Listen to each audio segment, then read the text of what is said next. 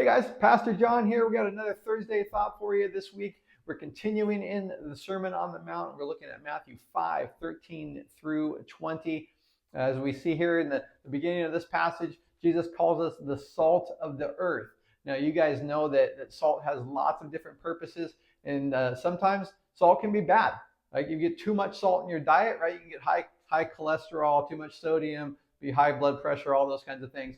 But salt, when used properly, it's a good thing, and that's almost always what we see in Scripture. Is salt is a good thing. It's a preservative. It's a flavor enhancer, and that's kind of how we're supposed to live our lives as Christ followers. We're supposed to be a preservative of truth and of God's way and God's standard. We're supposed to be a flavor enhancer. We're supposed to bring joy and life and peace to those around us and look like Jesus. And similarly with light.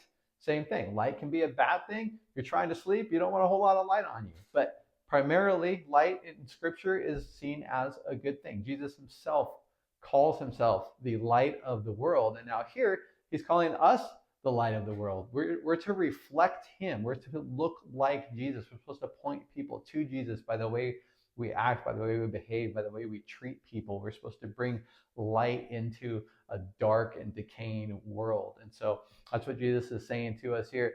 The Beatitudes last week, and now the salt and the light this week, Jesus is actually using those things to kind of call us into a new identity and to live out of that identity. You remember back our last series of 10 Commandments, we emphasized the fact that God didn't give the 10 Commandments before saving his people as a way to save them. He gave the 10 Commandments after he had already saved them. So it wasn't a list of rules to be right with God. It was a list of ways to respond, to live because of what God had already done.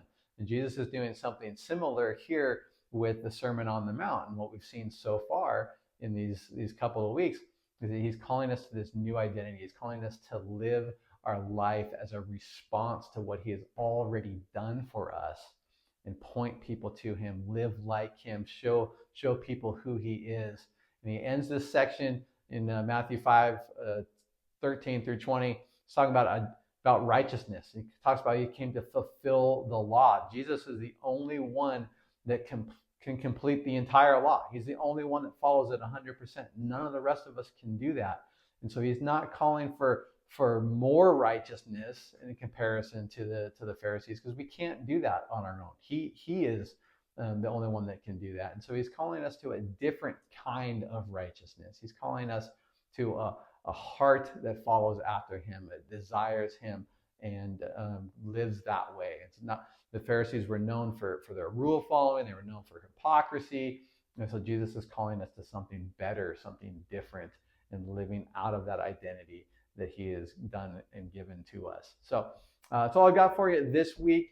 Live in obedience from the heart, not as a way to earn favor, because that's not how it works, right? We respond to what we've already been given by Jesus. So love God, love others, serve generously. We'll see you next time.